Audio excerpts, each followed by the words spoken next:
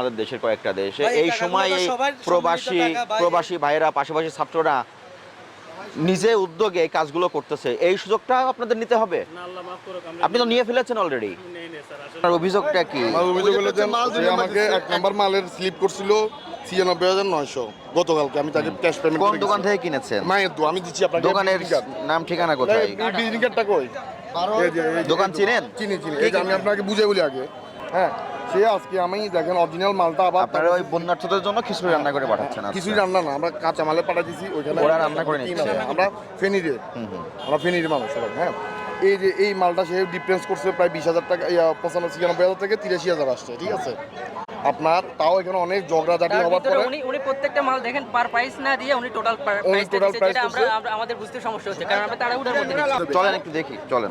পানি তো রিটেল প্রাইসে রাখতেছে, পানি পলিশ সব সবকিছু দাম বাড়তে